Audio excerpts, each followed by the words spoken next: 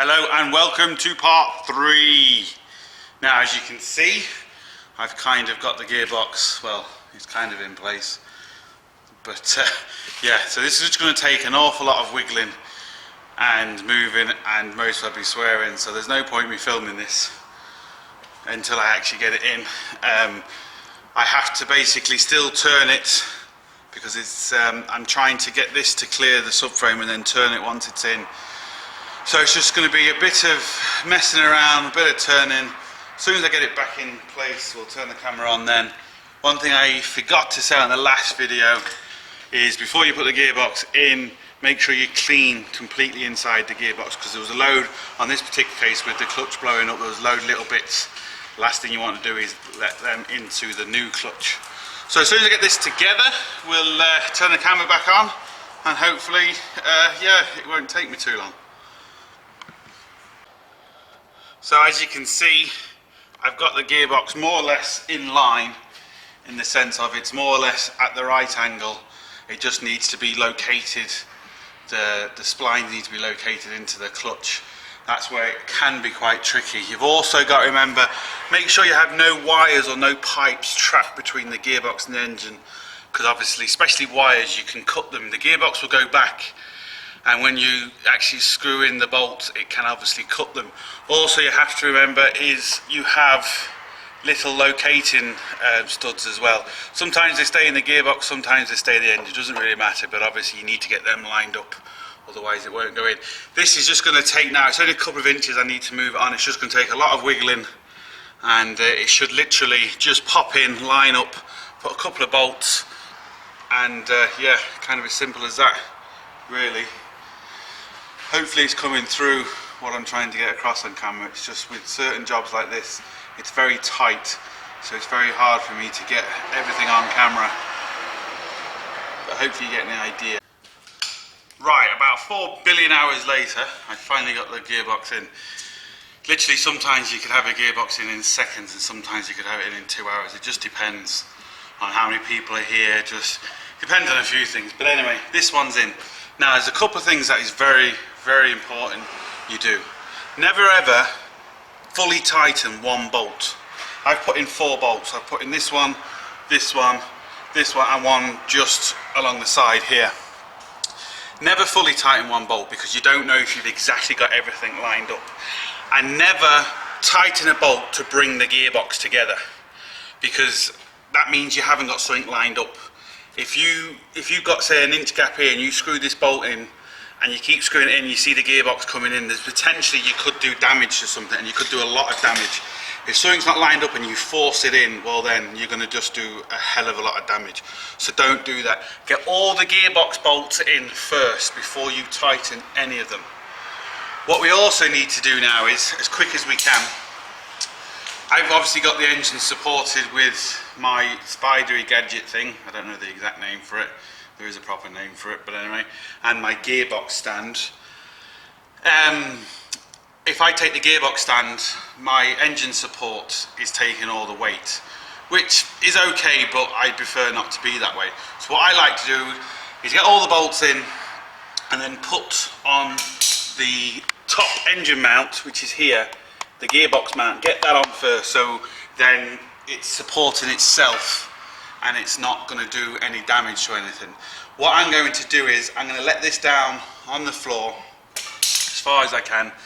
I'm going to then get the jack and put the jack underneath the gearbox with my engine support on, just to help it. Then I'm going to do the top bolts. That's the way I'm going to do this. So I've just got to put a couple more bolts in the top, and then I'm away with it. Now, once you've got the bolts in the top, you can tighten the top bolts. I can leave these ones loose because I know at least they're in. That's not a big deal. But I don't want to tighten any bolt until I get my top bolts on first. And actually, the other thing I can do while I'm here is put on the starter motor, because I have to do 1 bolt from the top and 1 bolt from the bottom. And don't forget, on this particular car, the earth straps are bolted onto the starter motor, so you don't want to forget them either. Right, so I have the jack underneath supporting with the engine brace. And now, obviously this is where it gets tricky again because I just can't really film this. I have 2 bolts to go on the top of the gearbox, which I showed you obviously when the gearbox was off. Now, what you've also got to remember is before you put the jack on it, if you've got a big gap in your gearbox, you're going to lift your gearbox, which is going to make your bolt offline. So you need to make sure your gearbox is tight together, and then you can support it with the jack. But don't lift it up too high because you're not going to be able to get this fella in. This bolts onto the gearbox, which then in turn bolts onto the gearbox mount, which holds the gearbox. If you jack the gearbox up too much, this will just have no room to go in.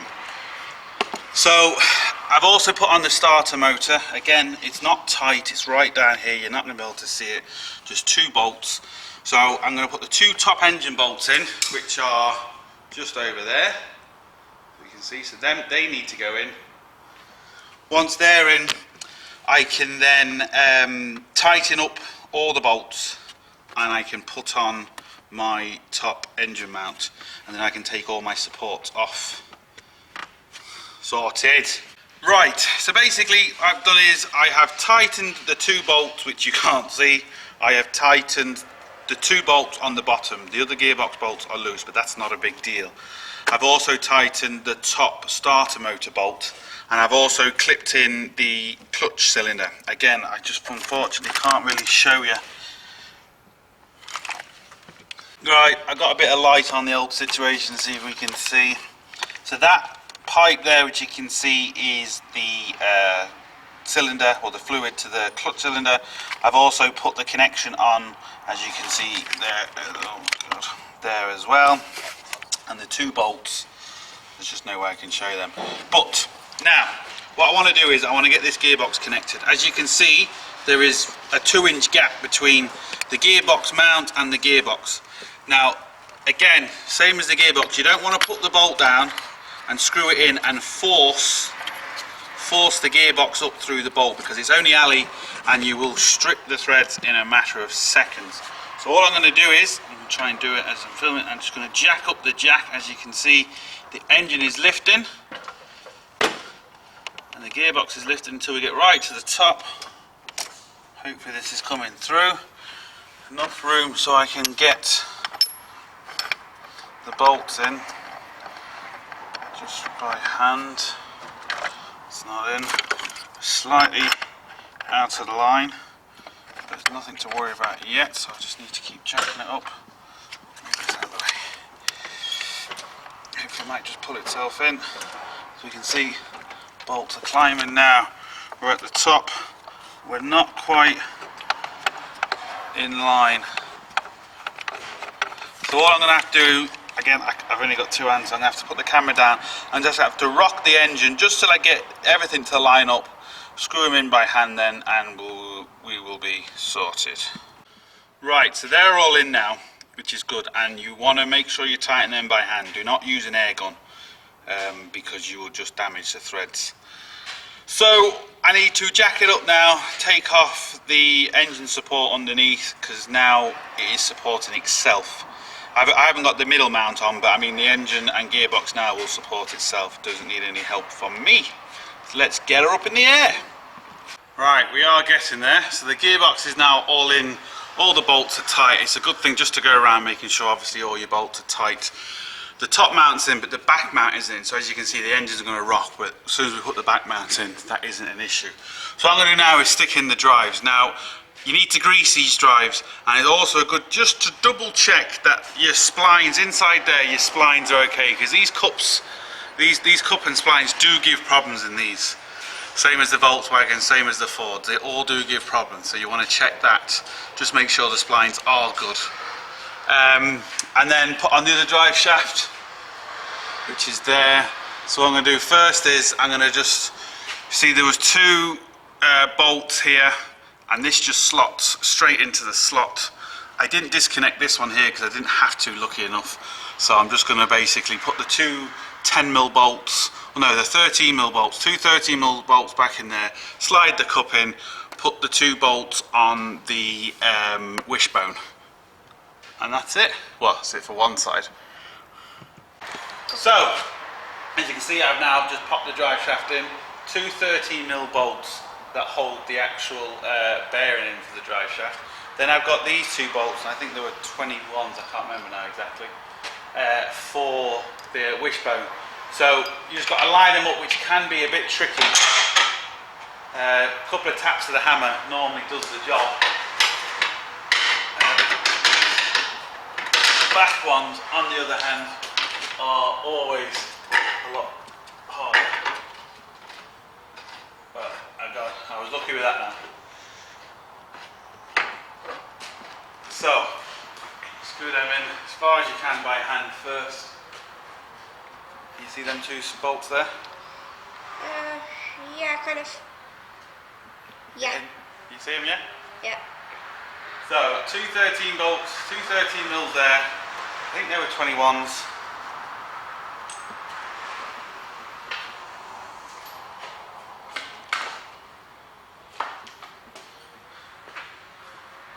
Yeah, 21s. So I'm going to tighten them, tighten them too. Again, do it by hand. Don't do it with any air guns or anything like that, because you can just do. Now you can physically screw them up with an air gun, but the last tight, don't do it. Do it by hand. So we're going to tighten these 4 bolts, put the drive shaft on, which is basically the same thing. So there's no point in me showing you that. The only thing I've got to do this side, if you come around this side, is because I left the cup on, you might need the light now, because I left the cup on this side, I'm going to have to pack it full of grease again and put a clip on here to stop the cup sliding off the drive shaft, which is down there. But then essentially it's the same thing, I've got to put the wishbone back. Once I've done that, I can put oil in. Well, actually, to be fair, I can put oil in it now. I don't need this drive shaft because the cup's in place. If the cup wasn't in place, I would need to put it on first. But I'm going to put the drive shaft on first, then I'm going to put the oil on, and then I'm going to start it and just bleed it, because I'm going to do it now before I put everything back, just in case we have a problem, because you just never know. Another good thing to do is twist it. See if you can twist the gearbox. Make sure the gearbox turns nice and easy, which you can see it does. It's not jamming. I'm turning that nice and easy. So that's another good thing to do. Make sure it's not jamming, make sure it's not doing anything like that, because as soon as you put it into gear, you can do a lot of damage too. So I'm just going to screw in these few drive shafts and a few bolts, turn the camera back on when I'm filling the gearbox, and we'll be close to starting it. So as you can see, I've put on this wishbone, I've put on the drive shaft. Everything's tight here. I've just got to screw in the main bolt for the drive shaft, which is 27mm. That's not fully tight yet. But before I start this, I haven't put the oil in yet, but I have to obviously put this engine mount on, because if I start it without this middle engine mount, or bottom engine mount, I could potentially do a lot of damage. This is the wrong way. Might help put it the right way.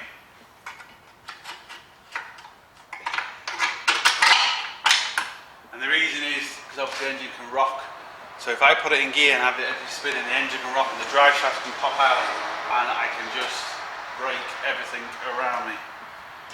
So I'm just going to put the bottom engine mount in, just so nothing happens. It has to go in anyway, so might as well go in now.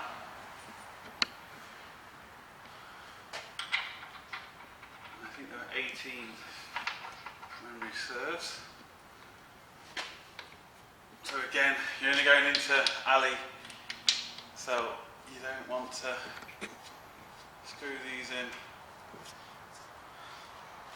with, well, like I said, you can screw them in.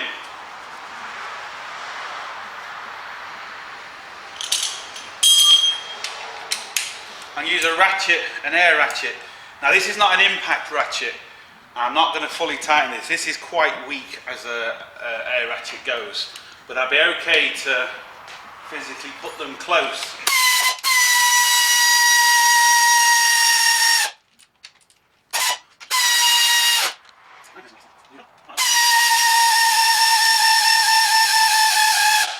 Again, I haven't tightened them all the way.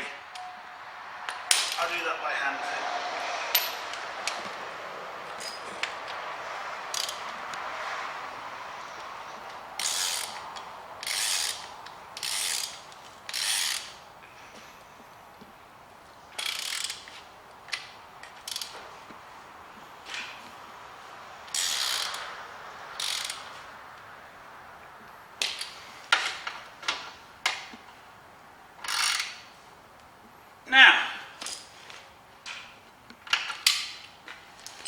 The engine now won't move. Well, nowhere near as bad anyway. So, I need to put the oil in now. And again, we need to use the special socket to undo that. So I'm going to get set up with that. We'll turn the camera back on, we'll show you what oil goes in. Now, every car kind of has its different things, so I can only really tell you what goes in this, and it depends on your climate as well. Some gearboxes take engine oil, some gearboxes take gear oil.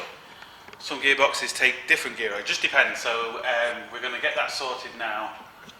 And once we get set up, we'll turn the camera back on and show you how we do it. Right, so as you can see, we've got an M16 torque with the hole in the middle, which is for these type of gearboxes, the Volkswagen gearboxes. I've already cracked this, so we can just loosen it. Now this takes 7580 semi-synthetic gear oil, 2.2, 2.5 litres in and around there. That's according to auto data. I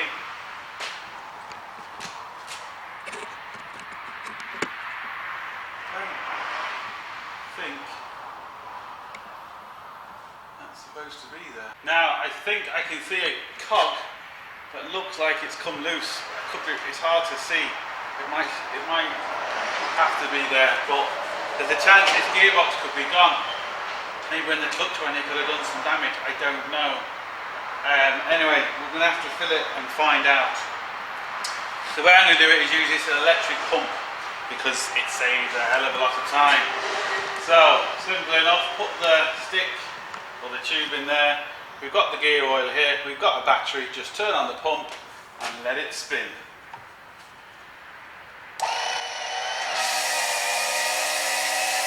Now this is obviously, I don't know when I've only just got to put just the right amount in, so I just like to keep stopping it and just wait for it to kind of trickle out.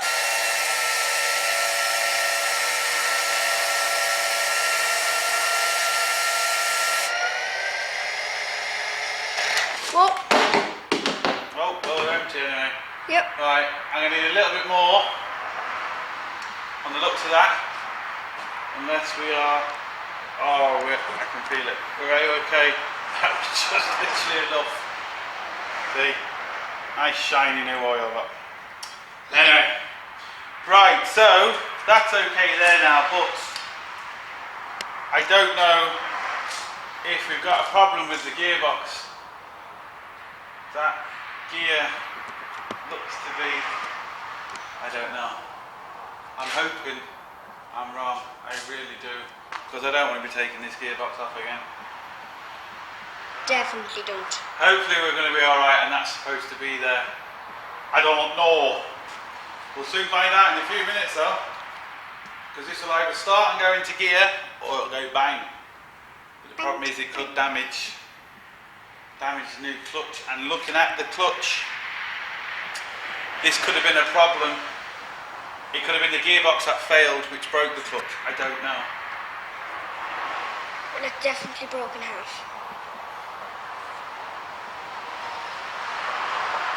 We'll soon find out.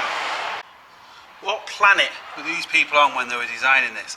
The brake fluid reservoir is right the way in there. You have to take off the air filter and everything just to get to it. It's absolutely stupid. So I've just filled that up and I've loosened the bleed nipple on top of the cylinder. As you can see, it's just bubbling.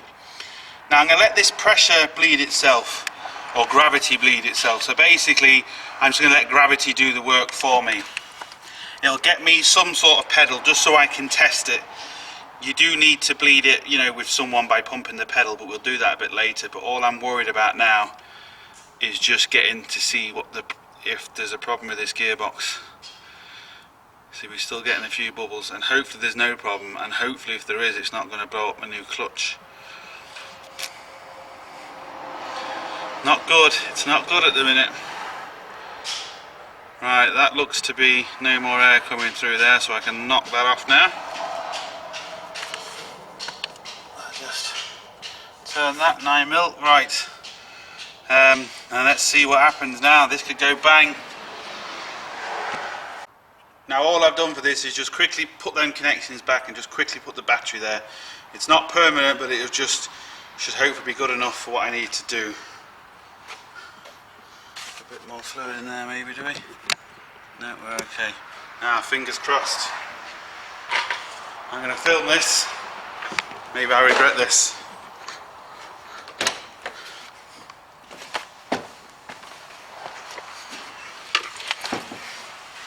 Now, first thing I'm going to do is just check. No, thought so. I'm going to have to bleed this clutch properly. Clutch has just gone straight down. So there's still loads of air in the system. And basically what I'm going to do is I'm just going to get someone to pump the pedal for me. I'm going to release the air. I've shown you how to bleed brakes, so that's basically the same. So I'm going to bleed this first, and then we'll see what the story is. Now I'm noticing more about this car every second. It looks like the steering rack has gone. Anyway, look, I'm more concerned about this at the minute. Now my clutch pedal is bled, not bled fully, but it's bled good enough for what I need it to do. I have checked it in every gear. Now it seems to be going into gear, which is obviously a good sign. It's not, you know, it's kind of going into every gear. I can hear it selecting, so that's a good sign. I did notice the engine was very low on oil, so I've put oil in the engine. So now we're going to start it and see. Fingers crossed. I could be wrong. It could just be that gear could be there on purpose. I don't know. I've just never seen one that close. And in that particular, oh, let's try. Well, we're okay at the minute. No noise. Just put my foot on the clutch again. That's okay. Selected into gear. Well, it's kind of moving. So now the wheels are off the ground, so there's no tyres on it, but. Right, that looks good, people. It's gone into all gears, 6 gears. Let's try reverse. And we're in reverse. Right, what do we think of that? Sorted. Yeah. The state of your face. I am. So, nothing to worry about. Yay. Which is a big weight off my mind, believe me, because the last thing I wanted to do is do any damage to this clutch. Now I did spin the gearbox when it was off and it all felt fine, but I mean you still can't be 100% sure. That was a bit of a brown trousers moment, but anyway. So let's crack on with getting this thing bolted back together. Right, so all I got to do is just top up that reservoir. I've got to put that metal plate back in where the battery sits. And put the little plastic cowling around. Reconnect that. Before I do all that, I'm just going to re-bleed the clutch. Now I've done videos on how to do that, so there's no point in really filming it. I've only got a few more minutes work on this, so I'm going to call that for the video. So it's as simple as that. I was a bit worried, but we've got past that. So yeah, look, it's done really. So I hope it helps. Thumbs up and subscribe, and don't forget, Get your hands dirty. See you for the next one.